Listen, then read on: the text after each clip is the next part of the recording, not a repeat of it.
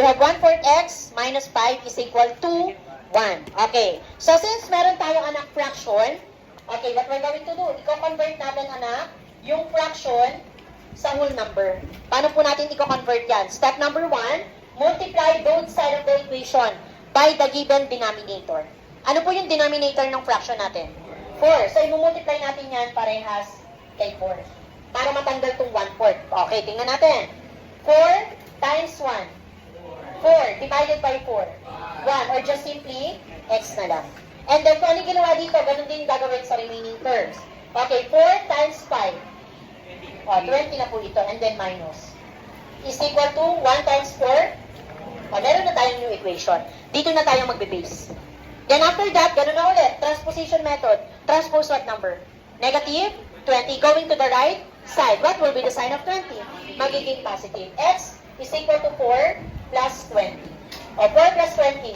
Meron na tayong sagot. The answer is 20 for using the transposition method. Ngayon, pakita natin yung property of equality. Step 1.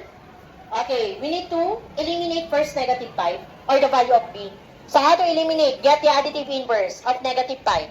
Positive 5. Add both side by 5. So addition property of equality. Then after that, cancel na yan. Sino natira? 1/4 x and then 1 plus 5. 6 na po yan. Then after that, dito pwede natin i-multiply si 1/4 sa kanyang reciprocal. Kasi kailangan matanggal anak si 1/4. Pwede natin i-multiply si 1/4 sa reciprocal niya. Ano po ba reciprocal?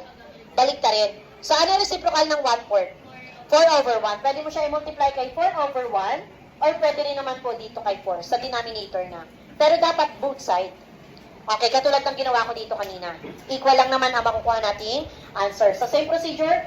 4 times 1, 4. X over 4 is equal to 4 times 6, 24. Then, cancel na to anak. Is equal to 24. Equal ba? Okay, ilang property yung na-apply natin? Dalawa. O, check natin kung tama yung sagot. Si x, palitan natin ng 24. Okay, so 1/4 times 24 minus 5 is equal to 1. O, how to multiply whole number and fraction? Multiply the given whole number by the numerator, then divide your answer by the denominator. O, 24 times 1. 24 divided by 4. 6. Okay, 6 minus 5. Okay, very good. Therefore, the answer is 1. They are equal. So, if they are equal, meaning the value of x is correct.